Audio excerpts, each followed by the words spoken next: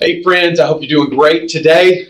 I hope this weekend looks to be amazing. And hey, I just wanted to jump in here today and talk about the federal government and their meetings. And I'm sure you're seeing things like the interest rates are rising and the Fed's raising rates. And what the heck does that mean?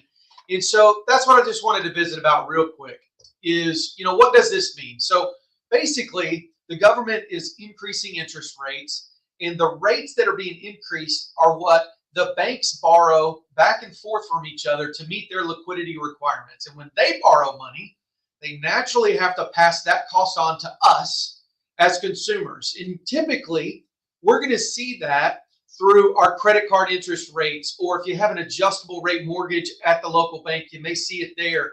Or if you go buy a new car, the rates may be a little bit higher than where they were, right?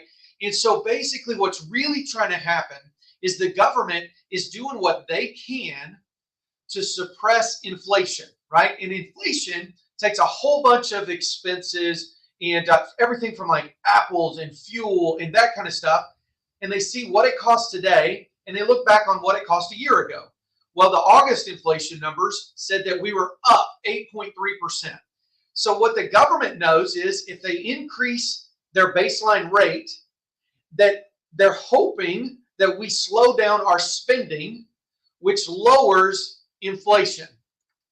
So what does this mean for you, right? Here's the variable, because I get it all the time, right? Your rates are going to go up on credit cards. Your rates are going to go up on different loans that maybe not be fixed rate loans and stuff like that. But I'm a mortgage guy. So let's talk mortgages just for a minute. Here's what we know. A year ago, interest rates in the mortgage avenue were in the 2s and 3% range. Today, they're in the 6% range. We're even seeing some economists tell us that it might hit 7% before everything finally flushes out. But let me tell you why this really matters and why you need to buy a house and be in the market right now. And that's because of appreciation. And that's basically your house going up in value because real estate has a strong appreciation. So the house that you buy today at $300,000 with a 5% down payment, $15,000, if appreciation on real estate is 5% again next year, then that same house for $300,000 today is going to cost you $315,000 a year from now. Okay? Stick with me. So a $300,000 house today with a 5% down payment, and let's just use the conservative 6% interest rate, your principal and interest payment is going to be $1,709. If it was a year ago at 3%, if you would have bought your house a year ago, that payment would have been about $1,200. That's why it's important to get in the game now. Get in the game today. If you wait 1 year, right, you're going to lose out on the appreciation, but your payment, let's just say everything was the same, right? The rates were the same, and you lost out on the appreciation. So that $300,000 house is now $315,000.